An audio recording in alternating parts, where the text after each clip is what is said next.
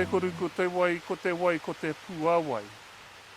Ka puta ka ora ki te whai au ki te ao marama, te tai au, te ao tūroa, turu wā whakawhiti, whakamaua kia tīna, tīna, haumi e, hui e, tai hi e. Mai te rangi ki te papa te mauri o te whenua.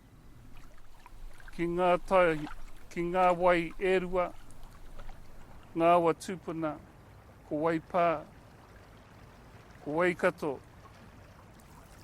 tēnei te mihi atu ki a koutou. Huri noa, kia tātou, kua hui hui mai, ki te rangi nei, ki ngā rua wāhia, te huinga o te tangata, o ngā rua wāhia, te tūranga waiwai mo te kīngitanga. Tēnei te mihi. Tēnei te mihi. Tēnei te mihi atu kia tātou katoa.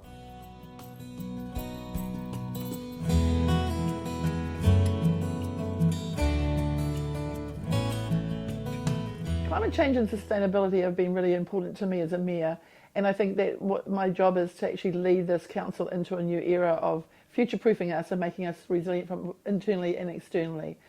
Climate change is upon us and it's happening to us and we're all affected. So the best way to do that and to actually get all of us on board is to embed that into our governance structure, and that will change the direction of all of our work programs and our focus for the future for all of our people. Every disaster that we have always has a silver lining, and the silver lining that we've got here in Waikato District Council is at bringing our communities together, and it's making the climate change and resilience of our communities to the forefront of people's lives, which are really, really busy. And so that's an important thing that we can try and encourage people to realise how important this resilience is, and to manage and plan and reduce and work together.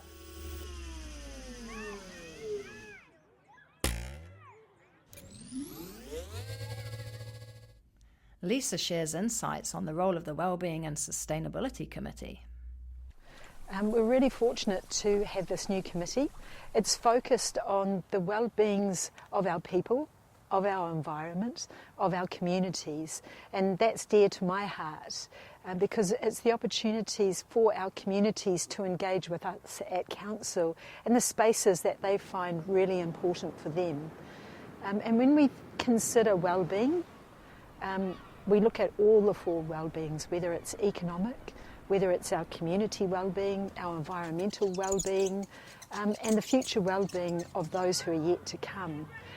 And so for us in council, making a commitment through that lens is really important. And my role as the chair is to facilitate the kōrero at the decision-making table that brings a whole diverse group of people from across our district, so we can look at, in the fullness of time, outcomes that benefit the many and for our environment.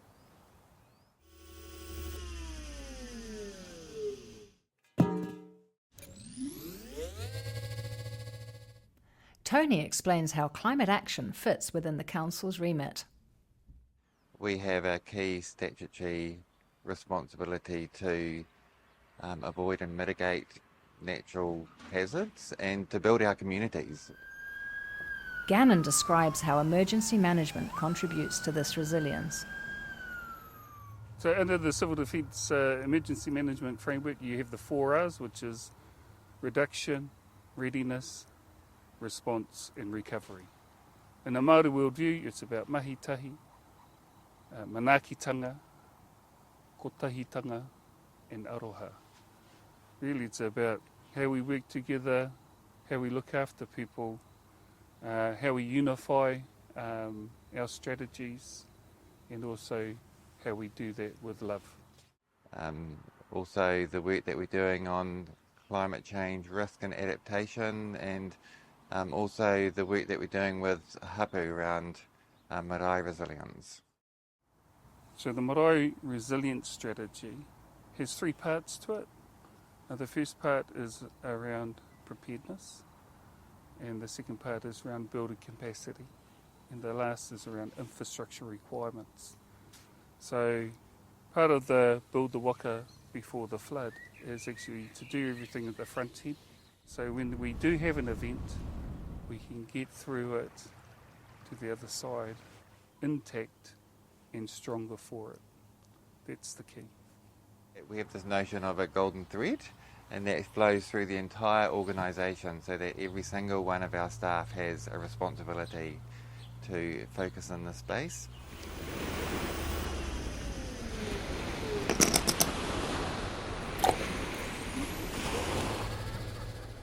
Megan's team influences climate action through service delivery across a broad portfolio. We're roads, we're parks, we're swimming pools, we're vehicles, we're water's infrastructure. We've recently changed the template that we use for reporting to councillors about the recommendations we're making, the requests that we have and the projects that we're delivering. That requires staff to consider how their decisions or recommendations are impacting on climate. And by doing it with a climate resilient lens on it, we can make small changes which will make a huge impact in the long term.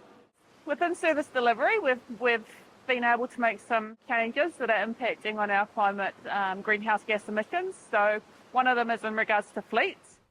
Council has installed EV chargers at our Ngārua Wahia office for plug-in hybrids and electric vehicles.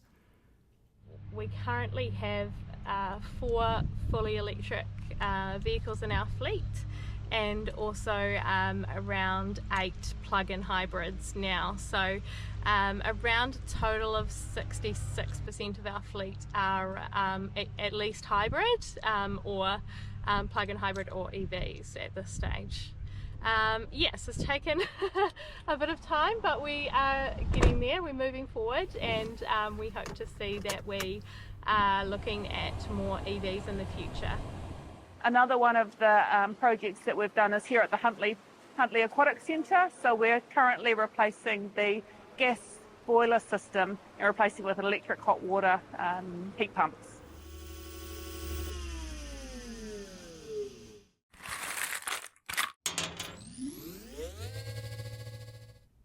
Jim is excited about Council having a dedicated climate action and sustainability team. We're lucky to have a climate action and sustainability team here.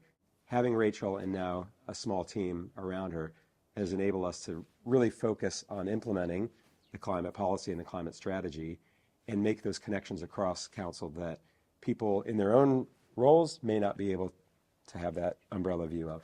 So it's made a huge difference in terms of conversations with the community, with stakeholders, other councils, so that those who maybe were one step ahead no longer feel like they're working in isolation. It's allowed us to be inspirational to other councils who might be less far along in the journey. And also the community can say, yes, the council's actually doing something about this. And they can get advice from us. They can give us a thumbs up. They can ask us questions. But we've got that resource now. It's huge to not have it be a fraction of different people, but actually some dedicated staff. Yeah.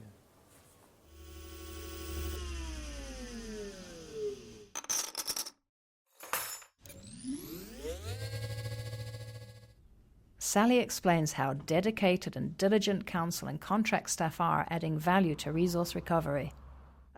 Resource recovery is becoming more popular, and we want to see more of that in our districts.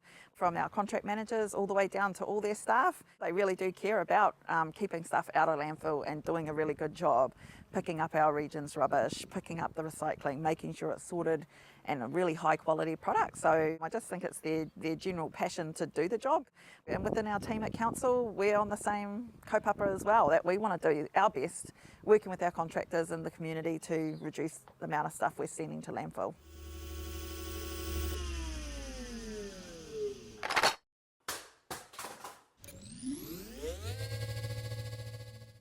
Ben and Glyn explain their approach to enhancing and protecting the district's natural environment.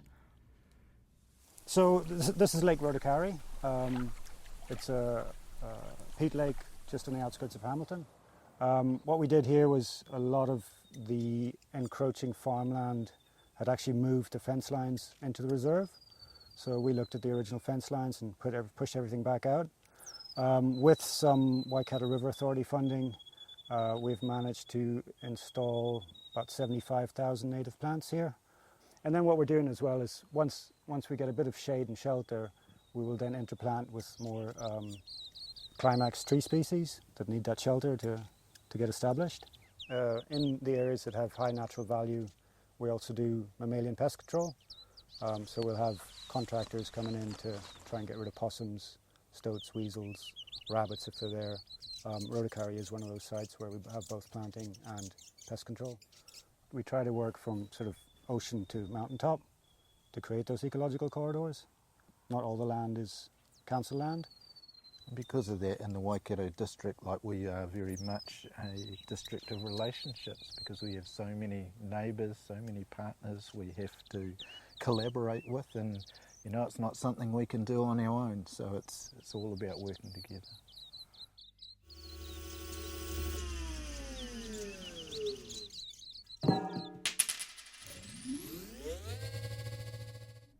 Lisa explains how Council's climate response and resilience strategy works to build on and beyond all of these projects. It's working closely with our communities, it's working with mana whenua, hapu,